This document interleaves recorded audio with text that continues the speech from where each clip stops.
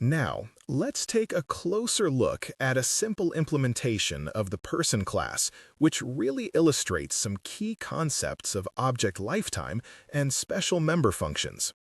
This class has a constructor that initializes the object's name and prints a message when the constructor is called. And this reinforces the idea that constructors are responsible for setting up resources right when the object is created. Next, we define a destructor that performs cleanup when an object goes out of scope, which shows how automatic objects manage their own memory, like they invoke the destructor when needed. This is super important for maintaining resource management in C++. Now, the createPeople function is where we see three person objects being created. Let's call them Alice, Bob, and Charlie within its scope. Here, we can observe that the constructors are called in the order they are created, while the destructors, they actually get called in reverse order when the function exits, emphasizing that last in, first out, or LIFO principle. Finally, as the main function invokes createPeople, we get to observe the entire life cycle of these objects in action. And this really emphasizes the importance of understanding how constructors and destructors work together within the scope of automatic objects. This concept is fundamental knowledge for writing safe and efficient C++ code.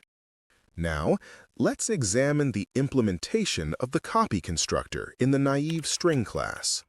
This special member function is essential for creating a new object as a duplicate of an existing one, ensuring a deep copy of the string data. So, in the code, we allocate memory specifically for the new object's character array.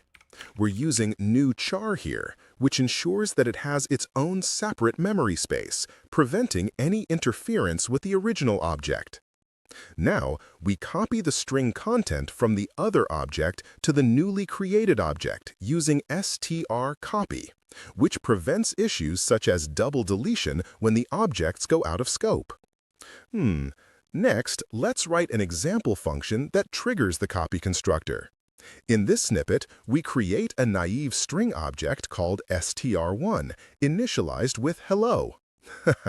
When we declare str2 and assign it to str1, the copy constructor is invoked automatically, copying the content of str1 into str2. This highlights how copy constructors effectively manage resource ownership. Essentially, each string now has its own copy of the data, so there's no concern over shared pointers or memory access issues. Now, let's take a look at the implementation of the copy assignment operator.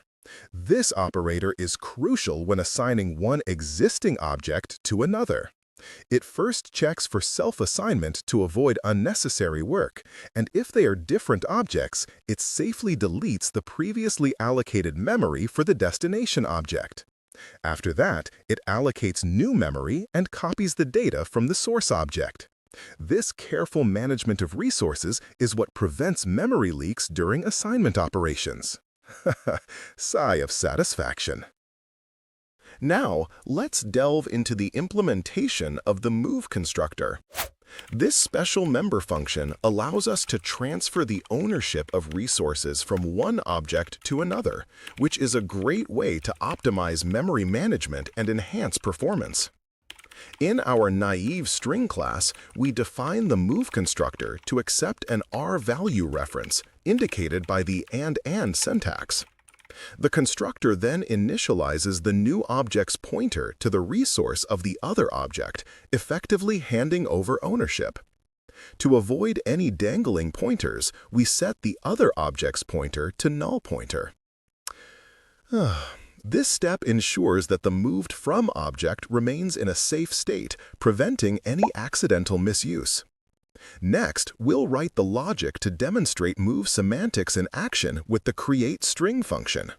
Here, we create a temporary naive string object named temp with some content, and as we return it, the move constructor is invoked. This shows us how resources are efficiently moved rather than copied, which is particularly beneficial when dealing with large resources. Finally, let's take a look at the move assignment operator, which follows a similar pattern. It ensures that if we're assigning a new resource, we first release any previously held memory before taking ownership of the new resource. This careful code structure prevents memory leaks and contributes to more efficient application performance. So, what does this all mean? Well, memory safety leads the pack. Reminding us that ensuring safety, like avoiding memory leaks, dangling pointers, and undefined behavior, is our top priority. Now, if you look closely, constructors and destructors make up a significant chunk together, around 41.6%, illustrating that correctly handling the creation and cleanup of an object's lifetime is almost as critical as that safety aspect. Next up is the move constructor, which claims about 19.0%, emphasizing the need for efficient resource management through move semantics. And while the copy constructor sits at the smaller slice, 16.7%, it's still important to acknowledge. It indicates that copying isn't irrelevant. It just takes a back seat to those other critical aspects. So, when we look at the chart as a whole, it paints a picture of balanced priorities. First, make sure to guarantee memory safety. Second, implement robust constructors and destructors.